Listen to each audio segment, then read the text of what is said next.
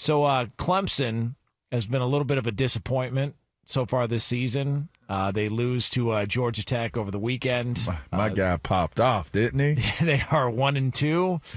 And Dabo Swinney, he has heard the complaints, and he had this to say. If they want me gone, if they tired of winning, they can send me on their way, because that's all we've done is win. So if they tired of winning, we've won this league 8 out of the last 10 years. Is that not good? I'm just asking. Is that good? I don't know if that's good or not. To win your league 8 out of 10 years, to go to the playoffs 7 out of 10 years, to be in 4 national championships, win it twice. Yeah, we're a little down right now. Take your shots, but I got a long memory, in case y'all don't know. We'll be all right. We'll bounce back. This is a program built to last, always has been, always will be. And I would just say if you give up on us if you don't believe in us because we've lost 2 games down to the last straight and you didn't believe in us anyway, so it don't matter. You wasn't all in anyway. If you're all in, you burn the ships, man. There ain't no exit strategy. Like, you're freaking all in. And hey, listen, I mean, if Clemson's tired of winning, they send me on my way, but I'm going to go somewhere else and coach. I ain't going to the beach. Hell, I'm 55. I got a long way to go. Y'all going to have to deal with me for a while. I got a long way to go. I'm just getting going. I'm just now good enough to be a head coach. There you go. Flex. There you go. Flex on him. He's not wrong. 7 out of the last 10 years made the playoffs. Flex on him. 8 of 10 won the conference. Flex. 13 of the last 14 years, he's won double digits. So 10 or more games. The exception of that was 2023, where they went 9-4.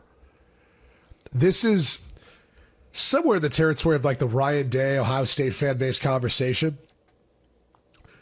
So many programs and schools, they'll want to fire these guys. And you know what they end up doing?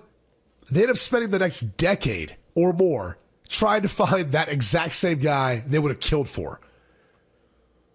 So, Clemson fans, I get it. This is not the start of the season that you wanted. By the way, last year wasn't the start of the season that you wanted. You went 9-3.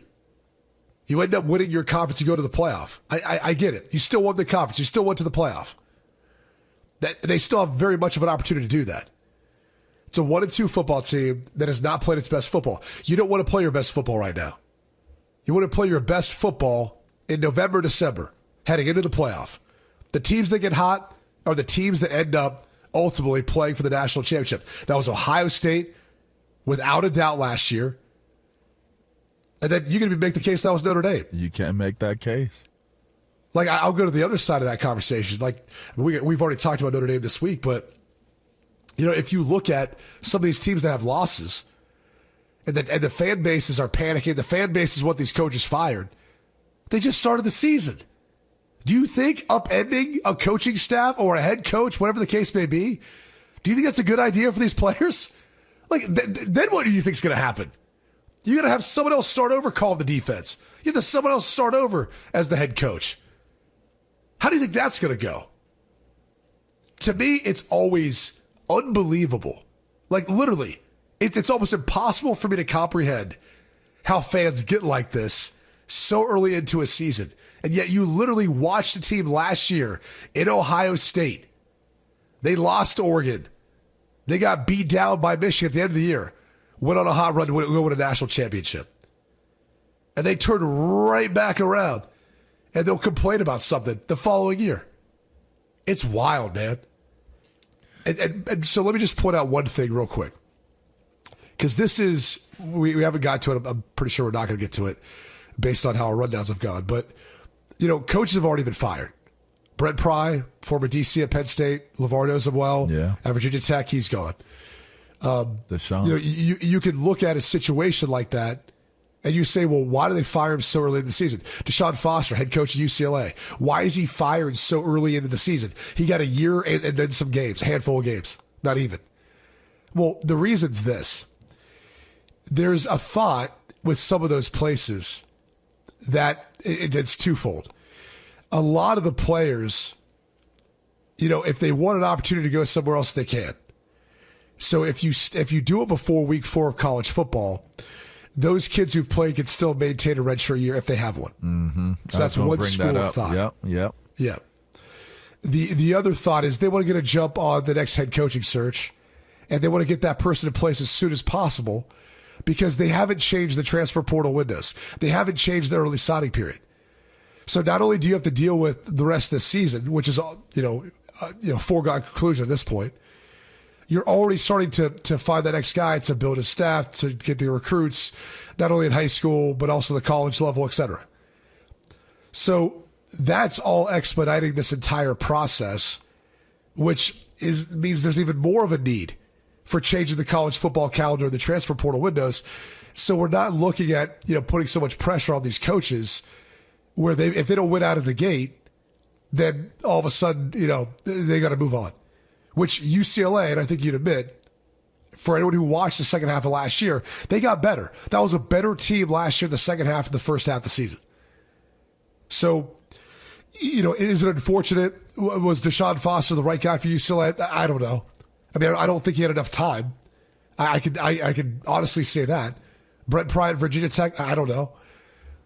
I mean, if those guys don't get 4 years to get their entire, class of recruits in and develop, et cetera, how do you really know? But this is the society we live in now. We don't get the results we want right away. We just want to move on.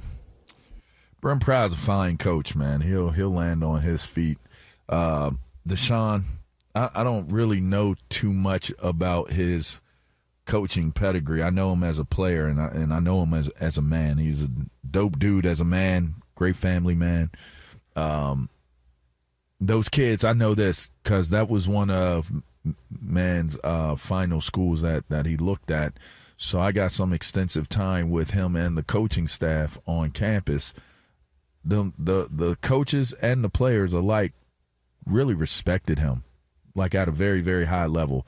Anytime I've ever been around, Coach Brent Pry, he's always been a very well respected person by his coaching staff and by his players. And I feel like that's if the players ride with you and they believe in you, to me that's the biggest tale of the tape is what's the respect factor for you as a person.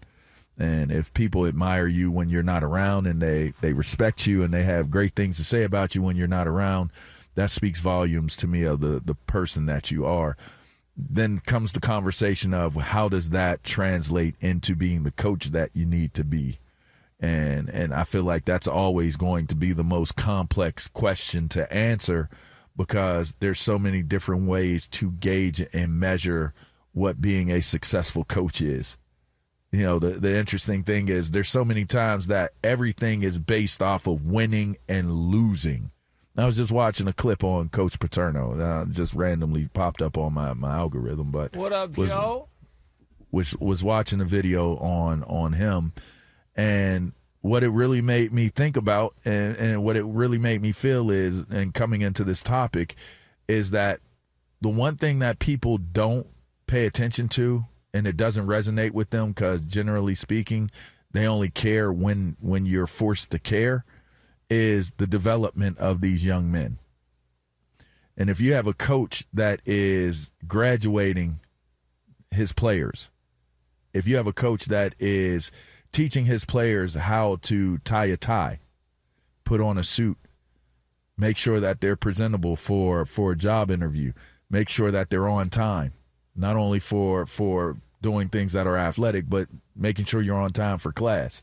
There's a rule with Penn State players where when they check on you, you should be there early enough to be sitting in the front of the class, no matter how big the class is. It doesn't matter if it's 200 or if it's 20. You guys should be there early enough to be sitting in the front of the class. So when we're making these judgments about these coaches and what they don't do and how they don't win, and it becomes so much about winning and losing, I find it to be kind of interesting, the dichotomy between how we view these coaches and what they're tasked to do at the college level as it applies to wins and losses when we start to get into conversations like the NIL, like when we start to get into conversations like these kids being treated as professionals rather than being treated as students. Because if you're looking at it from a true perspective of treating them like students, then some of these coaches that people call for, you don't have to go any further than the conduct of the players that they have and what their accomplishments are on and off the field that would give you a really, really warm and happy feeling about what's taking place there. But that doesn't matter, right? All that matters is, in the end, if you win or if you lose. And sometimes I feel like, that gets lost. Thought I'd throw it out there.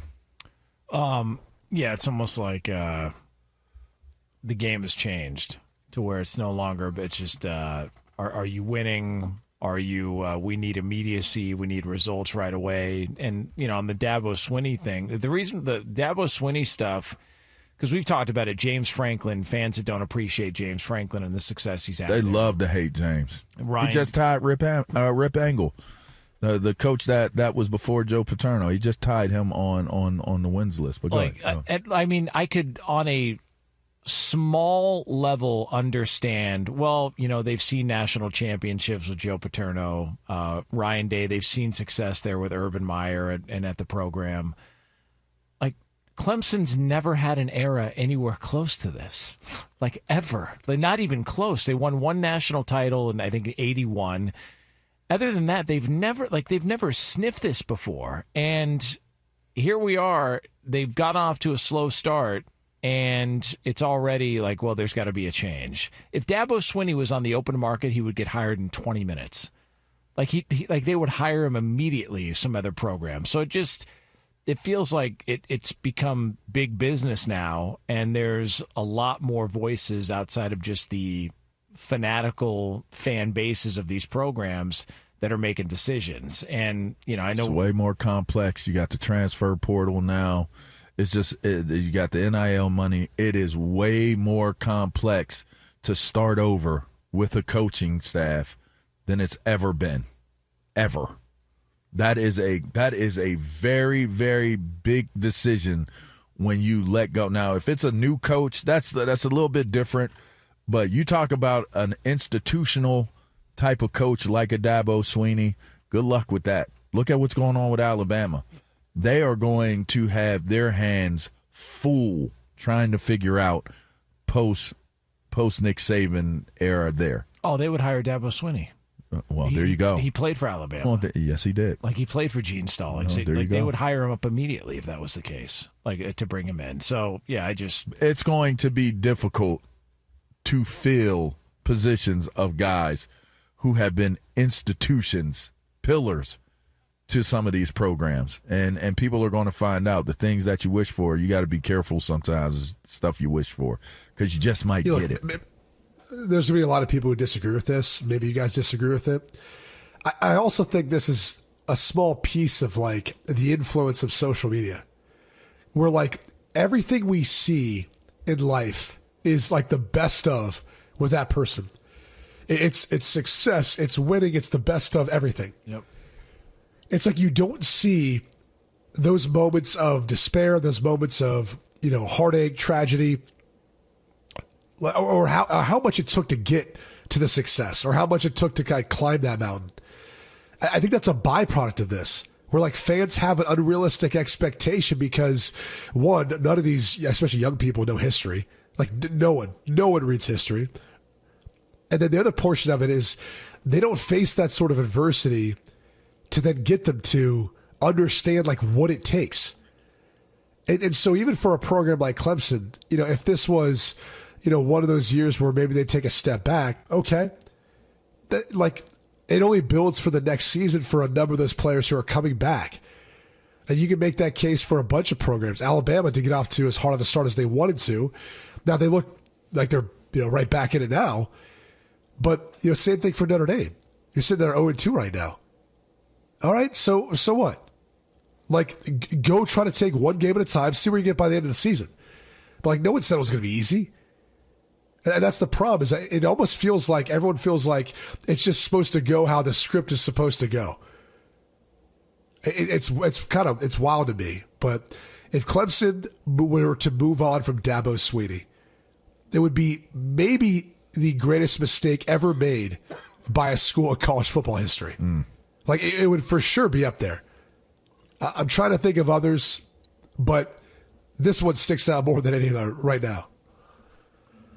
Yeah. I can't think of anybody else as far as, like, there's been some questionable firings. Like, we've brought up, Nebraska and Bo Pelini a bunch of times, but nothing to where a coach has had this much success. No, I don't think anything compares to that. Anytime a coach that's had this much success leaves on his own. He flexed on them, too. He makes a decision. They don't make the decision for him. Because if they do, they look stupid. Like, it's him that moves on. Nick Saban decided, I'm moving on. Like, I'm out of here. And he did it with LSU to go to the NFL, and then did it with Alabama because he just got tired of everything. Like, it just, you don't see this on the flip side. So it feels like a long shot that would happen.